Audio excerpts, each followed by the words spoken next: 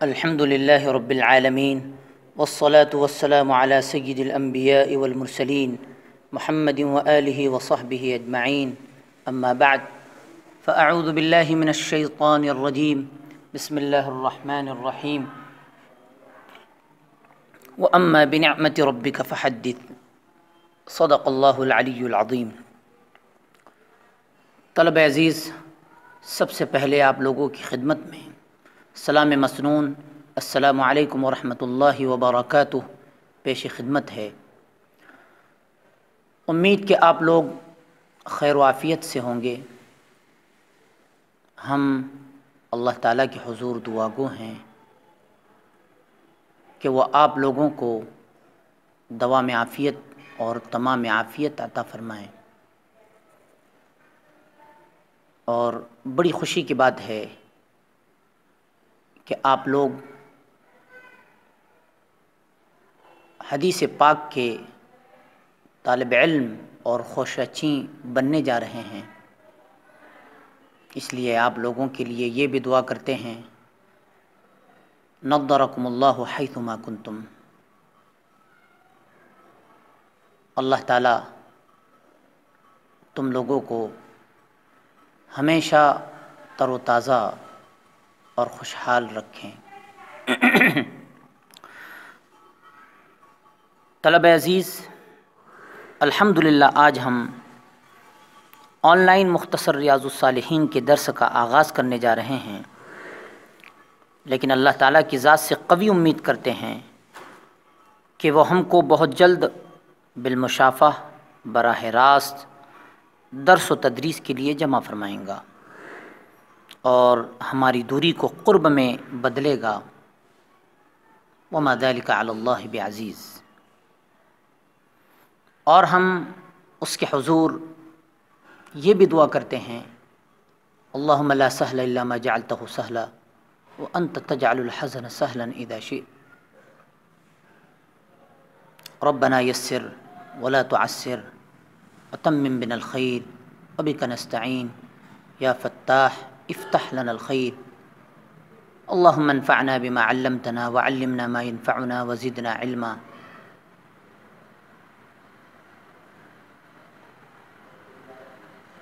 رب اشرح لي صدري ويسر لي أمري واحلل عقدة من لساني يفقه قولي۔ اللهم إنا نسألك فواتح الخير وخواتمه، اللهم افتح لنا بخير واختم لنا بخير، آمین یا رب العالمین۔ طلبہ عزیز، آج ہمارے درس کا عنوان ہے مبادیات حدیث۔ چونکہ علم حدیث شروع کرنے سے پہلے حدیث کے متعلق بعض اہم امور اور ضروری باتیں معلوم ہونا ضروری ہے، جن سے حدیث اور اس کی شرح سمجھنے میں مدد ملتی ہے۔ ایسی بعض باتوں کو ہم یہاں اختصار کے ساتھ ذکر کر رہے ہیں۔ چنانچہ حدیث کا لغوی معنی۔ حدیث لغت کے اعتبار سے ہر قسم کے کلام کو کہا جاتا ہے۔ لغت عرب کے مشہور امام علامہ جوہری رحمہ اللہ نے اپنی کتاب صحاح میں حدیث کے معنی اس طرح بیان کیے ہیں کہ الحدیث الکلام قلیلہ و کثیرہ و جمعہ احادیث۔ حدیث کی اصطلاحی تعریف: اقوال رسول اللہ صلی اللہ علیہ وسلم، افعالہ و تقریراتہ۔ حدیث رسول اللہ صلی اللہ علیہ وسلم کے اقوال، افعال اور تقریرات کو کہا جاتا ہے۔ تقریرات سے مراد صحابہ کرام رضی اللہ تعالیٰ عنہم نے رسول اللہ صلی اللہ علیہ وسلم کے سامنے کوئی عمل کیا اور آپ نے منع نہیں فرمایا تو یہ اس عمل کے جائز ہونے کی دلیل ہے۔ اس کو حدیث تقریری کہا جاتا ہے۔ علامہ سخاوی رحمہ اللہ نے فتح المغیث میں حدیث کی اصطلاحی تعریف یوں فرمائی ہے کہ والحدیث ضد القدیم واصطلاحاً ما اضیف الی النبی صلی اللہ علیہ وسلم قولا له او فعلا او تقریرا او صفتا حتی الحرکات والسکنات فی الیقظۃ والمنام۔ لیکن حدیث پاک کی ایک بہت اچھی تعریف کی گئی ہے، جو حدیث اور اس کے مترادفات یعنی سنت، خبر، اثر وغیرہ کو بھی شامل ہو جاتی ہے اور ان پر بھی صادق آتی ہے۔ وہ تعریف یہ ہے کہ نبی کریم صلی اللہ علیہ وسلم یا صحابہ اور تابعین نے جو کچھ فرمایا یا جو کچھ کیا یا کسی کو کچھ کہتے ہوئے سنا یا کچھ کرتے ہوئے دیکھا، مگر اس پر منع و انکار نہیں کیا بلکہ خاموش رہے، تو ان سب کو محدثین کی اصطلاح میں حدیث کہتے ہیں۔ یہ بڑی جامع تعریف ہے۔ آگے ہم بڑھتے ہیں حدیث کی وجہ تسمیہ، یعنی حدیث کو حدیث کیوں کہا جاتا ہے۔ اس سلسلے میں علامہ شبیر احمد عثمانی رحمہ اللہ نے یہ توجیہ بیان فرمائی ہے کہ لفظ حدیث وَأَمَّا بِنِعْمَةِ رَبِّكَ فَحَدِّثْ سے ماخوذ ہے، یعنی اس سے لیا گیا ہے کہ یہاں نعمت سے مراد شرائع کی تعلیم ہے۔ شرائع سے مراد احکام شریعت، اوامر و نواہی کا مجموعہ۔ مطلب یہ ہے کہ اللہ تعالیٰ نے آپ کو جن شرائع کی تعلیم فرمائی ہے، ان کو آپ دوسروں تک پہنچائے۔ آپ صلی اللہ علیہ وسلم نے اپنے قول و فعل کے ذریعے اس حکم قرآنی کی تعمیل فرمائی، لہذا آپ صلی اللہ علیہ وسلم کے اقوال و افعال کا نام حدیث رکھا گیا۔ گویا آپ صلی اللہ علیہ وسلم نے حکم قرآنی کی تعمیل کی تو انعام و اکرام کے طور پر آپ صلی اللہ علیہ وسلم کے اقوال و افعال کا نام حدیث رکھا گیا۔ اس سلسلے میں مفتی محمد تقی عثمانی مدظ اللہ العالی فرماتے ہیں کہ حضرت صلی اللہ علیہ وسلم کے اقوال و افعال کے لیے لفظ حدیث کو مخصوص کر لینا، یہ رسول اللہ صلی اللہ علیہ وسلم کے بعض ارشادات سے خود ماخوذ ہیں۔ کیا مطلب؟ یعنی جن میں خود آپ صلی اللہ علیہ وسلم نے اپنے اقوال و افعال کے لیے لفظ حدیث استعمال فرمایا، یعنی آپ صلی اللہ علیہ وسلم نے اپنے اقوال و افعال کے لیے خود حدیث کا لفظ استعمال فرمایا، اس لیے آپ صلی اللہ علیہ وسلم کے اقوال و افعال کا نام حدیث رکھا گیا۔ چنانچہ ارشاد ہے حدثوا عنی ولا حرج، یہاں بھی آپ صلی اللہ علیہ وسلم نے اپنے اقوال و افعال کے لیے لفظ حدیث کا ذکر فرمایا۔ آگے بھی اسی طرح کی حدیث ہے من حفظ علی امتی 40 حدیثا فی امر دینہا بعثہ اللہ فقیہا وکنت لہ یوم القیامۃ شافعا وشہیدا۔ بہرحال ان روایات سے معلوم ہو رہا ہے کہ اقوال و افعال نبی کو حدیث کہنا کوئی نئی اصطلاح نہیں، بلکہ خود رسول اللہ صلی اللہ علیہ وسلم سے ثابت ہے۔ ابھی ہم نے اوپر یہ بات بتائی کہ حدیث کے لیے اور بھی الفاظ استعمال کیے جاتے ہیں، مثلا سنت ہے، خبر ہے، حدیث ہے، ان کے درمیان تھوڑا سا فرق بتا رہے ہیں، تھوڑا سا فرق یہاں بتایا جا رہا ہے۔ چنانچہ حدیث کے معنی میں چند الفاظ جو استعمال ہوتے ہیں، یعنی روایت، اثر، خبر، سنت، صحیح یہ ہے کہ یہ تمام الفاظ علماء حدیث کی اصطلاح میں مترادف ہیں۔ مترادف کا مطلب یہ ہوتا ہے کہ سب کا معنی ایک ہو، لفظ الگ الگ ہو، تو سب کا مفہوم مطلب معنی ایک ہے، بس الگ الگ لفظ استعمال کیا گیا ہے۔ چنانچہ کہہ رہے ہیں یہ تمام الفاظ علماء حدیث کی اصطلاح میں مترادف ہیں اور انہیں ایک دوسرے کے معنی میں بکثرت استعمال کیا جاتا ہے۔ بعض حضرات نے ان اصطلاحات میں فرق بھی کیا ہے، البتہ جہاں تک روایت کا تعلق ہے اس کا اطلاق بالاتفاق حدیث کے لغوی مفہوم پر ہوتا ہے۔ کیا مطلب؟ یعنی کوئی بھی واقعہ یا کوئی بھی قول خواہ وہ کسی کا ہو روایت کہلاتا ہے، باقی 4 کے بارے میں اختلاف ہے۔ اب ان کے درمیان جو جزئی فرق ہے وہ آگے انشاءاللہ بتایا جائے گا۔ علم حدیث کی تعریف، اوپر ہم نے حدیث کی لغوی اور اصطلاحی تعریف معلوم کی، اب ہم علم حدیث کی تعریف کرنے جا رہے ہیں۔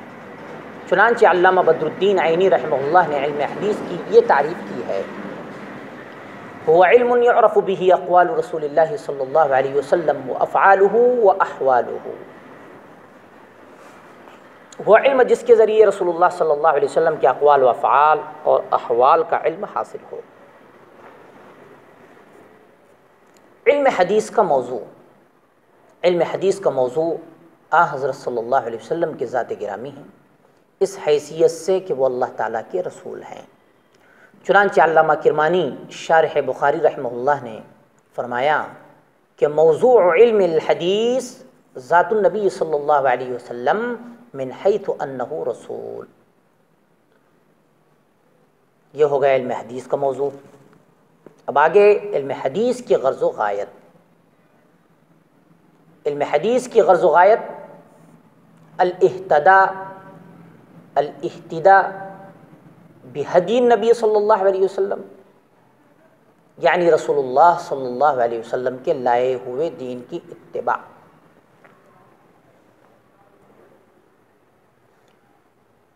اب دین کا مدار علم حدیث پر ہے، کیونکہ اصل دین قرآن پاک تو مجمل ہے، اس کی تبیین اور توضیح کی ضرورت ہے، یعنی اس کی تشریح کی ضرورت ہے، اور وہ احادیث ہی سے ہو سکتی ہے۔ اسی لیے حدیث پاک کو قرآن پاک کی شرح کہا جاتا ہے۔ چنانچہ قرآن پاک میں نماز و زکوٰۃ کا تو ذکر ہے، لیکن ان کی رکعات اور تعداد وغیرہ کچھ مذکور نہیں، یہ سب احادیث سے ثابت ہیں۔ خلاصہ یہ ہے کہ قرآن پاک متن ہیں، حدیث شرح۔ تو قرآن پاک جو مدار دین ہے اس کو سمجھنے کے لیے حدیث کا پڑھنا اہم ہوا۔ ضمناً ایک بات یہ بتائی جا رہی ہے کہ علم حدیث کی غرض و غایت تو آپ لوگوں کے سامنے ذکر کر دی گئی، لیکن اصل علم حدیث کی غرض و غایت یہ ہے کہ ہمارے دلوں میں رسول اللہ صلی اللہ علیہ وسلم کی اتباع کا ذوق شوق پیدا ہو، اور رسول اللہ صلی اللہ علیہ وسلم کی محبت سے ہمارے دل بھرے۔ یہ اصل علم حدیث پڑھنے پڑھانے کی غرض و غایت ہونی چاہیے۔ اتباع کا ذوق شوق اور حب نبوی صلی اللہ علیہ وسلم سے اپنے دلوں کو آراستہ و پیراستہ اور مزین کرنا، یہ اصل علم حدیث کی غرض و غایت ہے۔ بہرحال آگے ہمارا ذیلی عنوان ہے علم حدیث کی فضیلت۔ رسول اللہ صلی اللہ علیہ وسلم نے ایسے خوش نصیبوں کے حق میں دعا فرمائی ہے جو علم حدیث پڑھنے پڑھانے امت تک پہنچانے کا مشغلہ اختیار کرتے ہیں۔ چنانچہ ارشاد فرمایا: عن زید بن ثابت رضی اللہ تعالی عنہ قال قال رسول اللہ صلی اللہ علیہ وسلم نضر اللہ امرأ سمع منا حدیثا فحفظه وبلغه غیرہ فرب حامل فقہ لیس بفقیہ۔ ترجمہ ملاحظہ ہو، رسول اللہ صلی اللہ علیہ وسلم نے دعا دی، اللہ تعالیٰ اس شخص کو خوش و تر و تازہ رکھے جو ہم سے حدیث سن کر یاد کرے پھر دوسروں تک پہنچائے، کیونکہ بعض حدیث کو یاد کرنے والے حدیث کے مفہوم سے پوری طرح واقف نہیں ہوتے۔ اسی طرح ارشاد ہے عن محمد بن سیرین قال نبأت ان ابا بکرۃ حدث قال خطبنا رسول اللہ صلی اللہ علیہ وسلم بمنن فقال الا فليبلغ الشاهد منكم الغائب فانه لعله ان يبلغه من هو اوعى له منه او من هو احفظ له۔ ابو بکرہ رضی اللہ تعالیٰ عنہ فرماتے ہیں کہ رسول اللہ صلی اللہ علیہ وسلم نے حجۃ الوداع کے خطبے میں ارشاد فرمایا کہ تم میں سے موجود لوگ میری احادیث کو دوسرے لوگوں تک پہنچائیں، کیونکہ ہو سکتا ہے جس تک حدیث پہنچائی جا رہی ہے وہ زیادہ سمجھدار اور دین کو زیادہ محفوظ کرنے والا ہو۔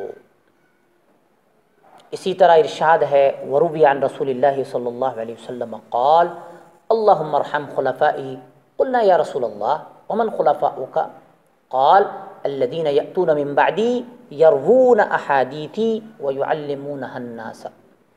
رسول اللہ صلی اللہ علیہ وسلم نے فرمایا کہ اے اللہ میرے خلفاء پر رحم فرما۔ تو صحابہ کرام رضی اللہ تعالیٰ عنہم نے عرض کیا یا رسول اللہ آپ کے خلفاء کون ہیں؟ تو ارشاد فرمایا کہ وہ لوگ ہیں جو میرے بعد آئیں گے اور میری احادیث روایت کریں گے اور لوگوں کو سکھلائیں گے۔ اسی طرح ارشاد ہے قال رسول اللہ صلی اللہ علیہ وسلم ان اول الناس بی یوم القیامت اکثرهم علی صلاۃ۔ رسول اللہ صلی اللہ علیہ وسلم نے فرمایا کہ قیامت کے روز میرے سب سے قریب وہ لوگ ہوں گے جو مجھ پر کثرت سے درود بھیجتے ہیں۔ تو گویا حدیث کے پڑھنے پڑھانے وغیرہ کا مشغلہ اختیار کرنے میں اس فضیلت کے حصول کا زیادہ موقع ہے۔ درمیان میں طلبہ عزیز سے ایک ریکویسٹ اور درخواست کی جا رہی ہے کہ علم حدیث کی فضیلت پر جتنی احادیث بیان کی گئی ہیں ان تمام احادیث کو طلبہ عزیز زبانی یاد کر لیں۔ آگے ایک بہت اہم عنوان ہے، ظاہر سی بات ہے ہم علم حدیث کے ساتھ مشغلہ اختیار کرنے جا رہے ہیں، علم حدیث کو مشغلہ بنانے جا رہے ہیں اور علم حدیث پڑھنے پڑھانے جا رہے ہیں، تو کہیں ایسا نہ ہو کہ حدیث کو بیان کرنے میں ہم سے کچھ کمی کوتاہی ہو جائے، اس لیے کہ یہ حدیث کو کمی کوتاہی کے ساتھ بیان کرنا گویا رسول اللہ صلی اللہ علیہ وسلم پر جھوٹ، رسول اللہ صلی اللہ علیہ وسلم کی طرف جھوٹ منسوب کرنا ہے اور یہ ہمارے لیے وبال جان بن سکتا ہے۔ اس لیے یاد رکھیں کہ حدیث پڑھنا پڑھانا یقیناً بہت ہی اجر و ثواب کا کام ہے۔ اسی طرح حدیث روایت کرنا، رسول اللہ صلی اللہ علیہ وسلم کی تعلیمات عام کرنا یہ بھی ضروری ہے، جس کی تعلیم اوپر کی حدیث میں موجود ہے۔ تاہم جس روایت کے متعلق یقین نہ ہو کہ یہ رسول اللہ صلی اللہ علیہ وسلم کی حدیث ہے، اس کو حدیث کہہ کر روایت کرنا یا یہ کہ جھوٹی بات کو حدیث کہہ کر بیان کرنا بڑا گناہ ہے، اس پر سخت وعید آئی ہے۔ اس لیے یاد رہیں، اس لیے آپ نے دیکھا ہوگا کہ بڑے علماء کرام جب کسی حدیث کو بیان کرتے ہیں تو آخر میں اس طرح کا جملہ کہہ دیتے ہیں او کما قال علیہ الصلاۃ والسلام۔ تو گویا پہلے تو ہمیں خوب احتیاط سے کام لینا چاہیے، خوب چھان بین کرنی چاہیے کہ یہ حدیث ہے یا نہیں ہے۔ دھڑلے سے ہم کسی بھی بات کو بیان کر کے رسول اللہ صلی اللہ علیہ وسلم کی طرف منسوب نہ کریں، ورنہ یہ ہمارے لیے وبال جان بن سکتا ہے۔ اس لیے ایک حدیث ذکر کی جا رہی ہے جس میں رسول اللہ صلی اللہ علیہ وسلم نے فرمایا وعن ابن عباس رضی اللہ تعالی عنہما قال قال رسول اللہ صلی اللہ علیہ وسلم اتقوا الحدیث عنی الا ما علمتم فمن کذب علی متعمدا فلیتبوأ مقعدہ من النار۔ رسول اللہ صلی اللہ علیہ وسلم نے فرمایا کہ مجھ سے حدیث روایت کرنے میں احتیاط سے کام لو، صرف وہی حدیث روایت کرو جس کا حدیث ہونا تمہیں معلوم ہو، کیونکہ جو کوئی میری طرف جھوٹی حدیث منسوب کرے وہ اپنا ٹھکانہ جہنم بنا لے۔ اللہم احفظنا منہ۔ خلاصہ یہ ہے کہ صحیح حدیث کا علم حاصل کرنا، اس پر عمل کرنا، آگے امت تک پہنچانا انتہائی ضروری ہے۔ اس کو چھپانا، روگردانی کرنا جائز نہیں، لیکن فضائل بیان کرنے کے شوق میں جھوٹی حدیث بنانا، صوفیہ وغیرہ کے اقوال یا سنی سنائی بات کو حدیث کہہ کر آگے بیان کرنا یہ بھی بڑا گناہ ہے۔ اللہ تعالیٰ کی توفیق ہمارے ساتھ شامل ہو کہ ہم دونوں ہی باتوں پر عمل کریں، یعنی رسول اللہ صلی اللہ علیہ وسلم کی حدیث کی تبلیغ بھی کریں اور ساتھ ساتھ احتیاط سے کام بھی لیں، کمی کوتاہی سے ہم اپنے آپ کو بچائیں۔ اللہم استعملنا بسنت رسول اللہ صلی اللہ علیہ وسلم۔ اللہم انا نسألک علما نافعا وعملا صالحا وقلبا خاشعا منيبا. وصلى الله تعالى على خير خلقه محمد وآله وصحبه أجمعين برحمتك يا أرحم الراحمين.